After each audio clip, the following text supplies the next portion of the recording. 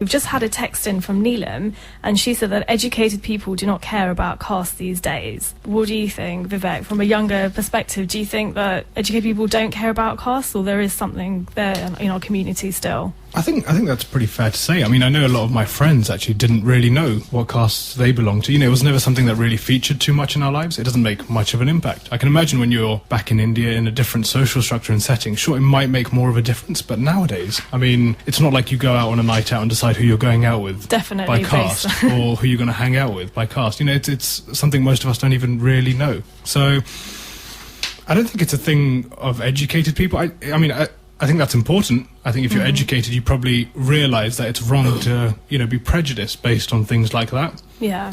But, I mean, for our generation, I think a lot of us just don't even know. It's something that just doesn't feature. Yeah, no, I think for our generation, I feel the same, but I think sometimes people who don't have educated parents, they still carry on to this kind of, notion of the caste system, and they kind of infiltrate it in their children's minds, so their children then carry that on and bring it to society. Because I'm the same. I mean, I didn't really think much about the caste system, but then as time goes on and you meet different people and they're from different sort of backgrounds, then it does come into conversation quite a lot. I was going to say, this seems to be the interesting thing about this whole piece of caste legislation. I mean, just by making it something that's, popped up in politics now, it's got people talking again. Definitely. And all of a sudden, I've got friends who are now asking, oh, what caste am I? What does that mean? Is that a low caste? Is that a high caste?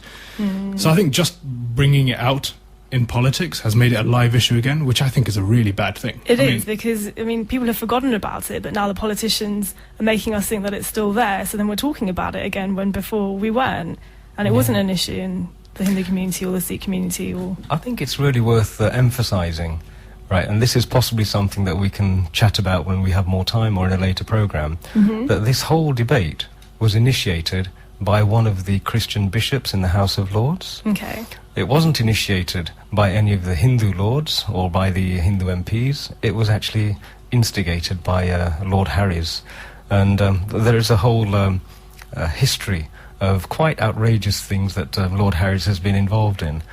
We've done a bit more research on this, but there's one point I just wanted to pick on that you made a moment ago, and that was about the historicity of a hierarchy of caste. It's the hierarchy which is the problem. Okay. Right, according to all of our Shastras, all of the Hindu scriptures, there is no hierarchy. It does not say that one caste is better or lower than any other caste. Right. It clearly emphasizes time and time again that anybody in any of society's functions can attain enlightenment, can attain divinity, can attain a connection with God. Okay. Right, and that's really what our ancient structures are all about. But to really emphasize that, Sage Vyas Rishi, the Brahmin sage, he was the author of most of the Hindu scriptures. He was the one who recorded the Mahabharata. He was the son of Satyavati, who was actually a fisherman's daughter. Okay. Right, and would be called a low caste by the colonials because they were into high and low at that time, right? Okay. His father, Sage Prashad, had fallen in love with a fisherwoman, and so Vyas was born to a fisherwoman. Valmiki, who you mentioned already, the Ramayana, he was a hunter. But the moment you look at it from the colonial perspective, he was a low caste hunter.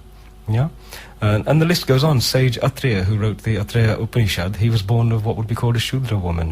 Rishi Parashar, the famous sage who saw the astrological texts, he was born of a Chandal, who in the Western perspective would be the lowest. Okay. So this whole thing about putting people higher and lower is actually an external construct. It's not part of the Indian traditional construct at all. I mean, in my mind, it's never really made too much sense. It's, it's almost like saying, a priest is better than a businessman, or a businessman is somehow better than a politician is somehow better than a businessman. I mean, or nowadays, a warrior, or yeah, if you talk about, if you talk in that way these days, it just doesn't make any sense. So I don't understand how people are just assuming that that's automatically the way it was. Definitely, because most of us now aren't priests or farmers or warriors, so exactly. Talking about it now is a bit ludicrous because we don't fall into those brackets anymore. Well, a lot of Hindu organizations raised this as a big problem right at the outset.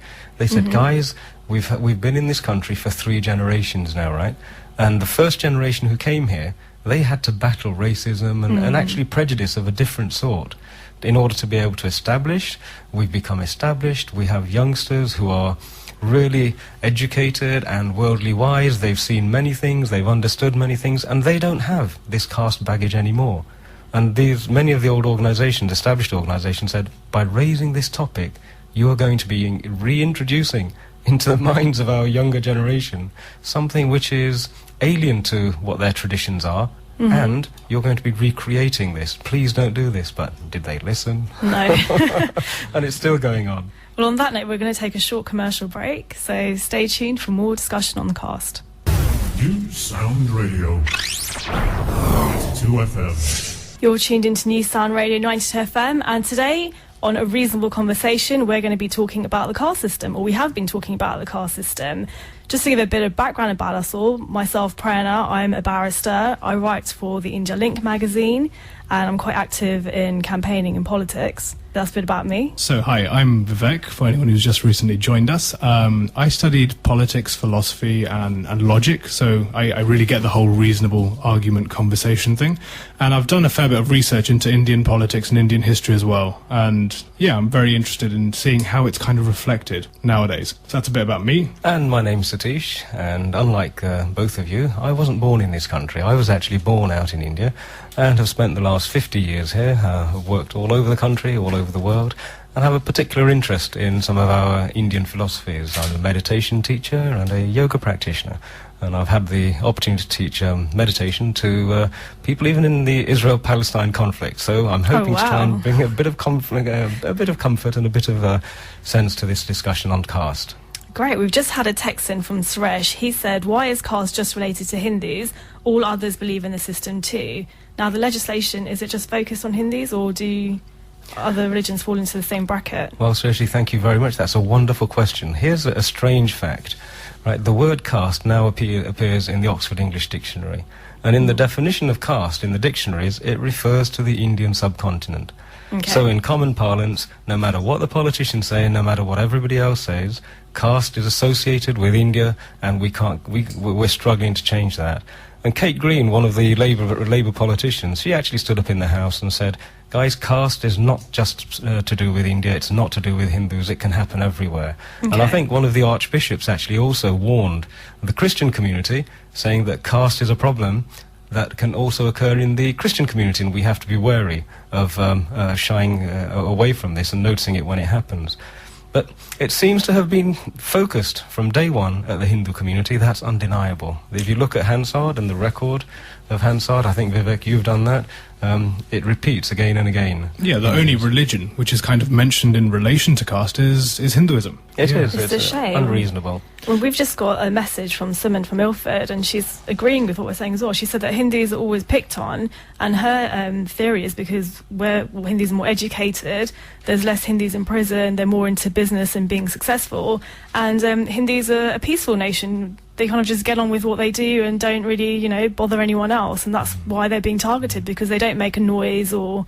I think, Sumanji, there is more than just an element of truth in what you've said, but it's like everything else. We have to find the response to this and work out. The Hindu community has to find its response and work out how to move forward with this.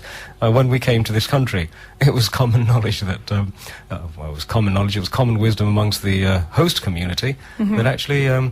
Indians and Hindus, they were a little odd. They couldn't really think very, very quickly. I don't know whether you've had the same experience, but... Not at all. It's the opposite, actually. That, yeah. Okay, well, here's something that'll make your hair stand on end if you want to talk about prejudice. When my father came here, it was common knowledge amongst the white community that...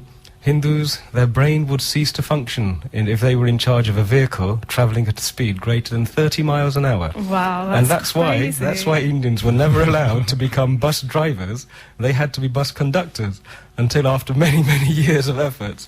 Now we host the Grand Prix. So. Wow, it's stunning. So you're not joking at all? That's completely true. That's actually how they'd say it. Absolutely, that's totally legitimate, That's and it was ridiculous. common knowledge. Again, an absence of reason and observation there. But no, so what Sumanji has very kindly shared is absolutely spot on. I think this is part of the problem.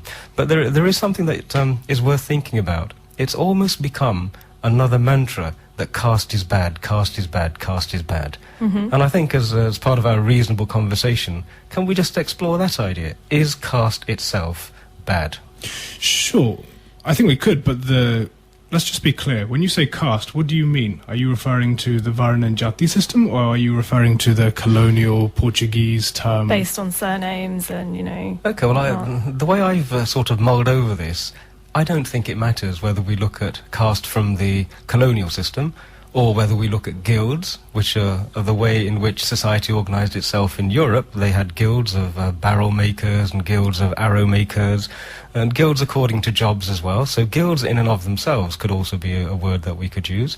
Okay. Or the much, much more precise version of Varna and Jati, which is infinitely more flexible and infinitely clearer in what it defines. If you look at all of those, from my point of view, all they are is ways in which people have chosen to organise themselves according to common attributes.